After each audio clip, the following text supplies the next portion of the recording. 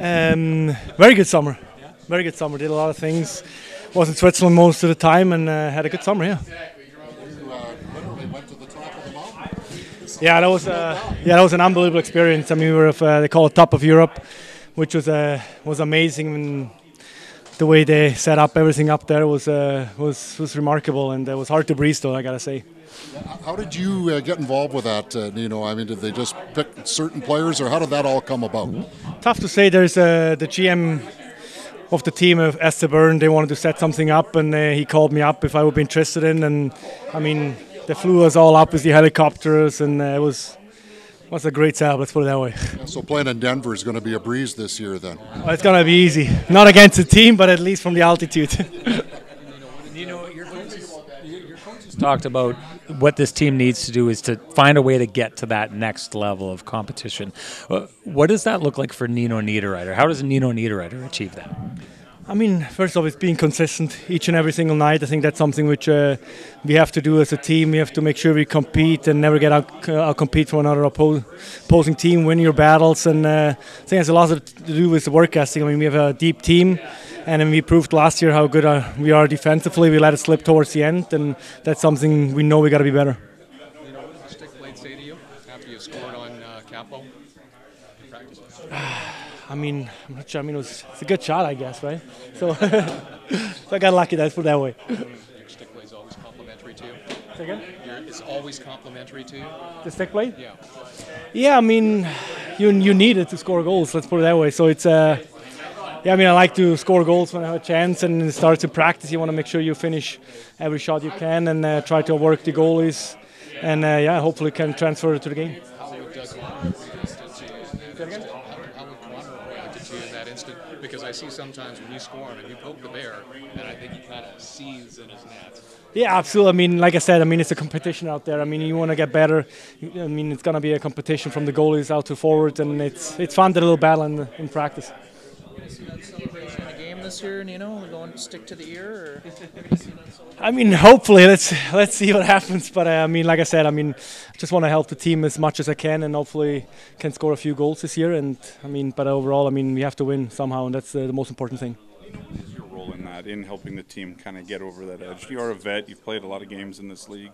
You know what it's like to be on a team that's won before. I mean, how do you see your role kind of either evolving or changing this year? I think it definitely evolves a little bit. I mean, obviously now I'm, I guess, the oldest guy on the team, which seems a little strange and weird, I guess. But I mean, yeah, it's just kind of like what I got to know over the years. I mean, instead of from helping out younger guys, if I see somebody go through a slum, kind of picking up and be the positive input in the locker room. I think that's something which I feel like I should do this year. You know, a lot of times guys will say it doesn't change a thing for them when it comes to contract status. But the difference for you this year is, you know, you're kind of settled in here for a few years compared to a year ago where it was unsettled. Does that change for a positive for a guy like you? Yeah, absolutely. I mean, obviously when you don't have a contract, you obviously worry about it. You don't know what's next. You don't know you don't know what to do. I mean, the same thing. I mean, obviously you want to produce, you want to make sure you put up as many points as you can, and you want to make sure you help the team. But I mean, whenever you're in a contract year, obviously it's always on your mind. It's not something you just can put aside because, I mean, it has to do something with the future. And obviously I got lucky and had a chance to sign it last year, an early extension, which is very fortunate. And coming into the camp this year, you just focus on being the best of yourself. Play a little differently now? Like, would you play? I mean, as an older guy who needed a contract last year, does the way that you would have played be a little different, a little safer, maybe? Would you say? It's tough to say. I mean, like I said, I mean, you want to go out there and do whatever it takes to win and help the team. And obviously, sometimes it goes well, sometimes it doesn't. But I don't think you need to change if it's a contract year or not. I mean, you want to keep getting better. I mean, I feel like I still got a lot more left in myself, and I want to keep working on my game each and every day, and that's something which I want to produce. I think it was that St. Louis game after the early Edmonton game, Nino, when you and Adam and Mason were united as a line. During the Edmonton game, you came together. Can you catch lightning in a bottle for a second year in a row, do you think? Or, how do you see you as a threesome this year? I think we got to be definitely leaders in this team. We got to play the system to a T and make sure we bring it each and every night. I think we're we got to be the energy line. We got to make sure we play simple. We got to try to get the momentum on our side when we have to. And I think those are the things we got to do to be successful. He's a very competitive guy. I mean, it even shows in practice. He doesn't like making mistakes. He's sometimes very hard on himself, and he wants to be successful. And I think that's something which is great to have on a team, and it's great to have on a line, because we push each other to be better and better each and every day, and that speaks for him as a person and as a player. Your coach said yesterday he doesn't want you guys changing the way you play without the puck. So do you think that your role is really established and this year's just a continuation of what you guys did last year?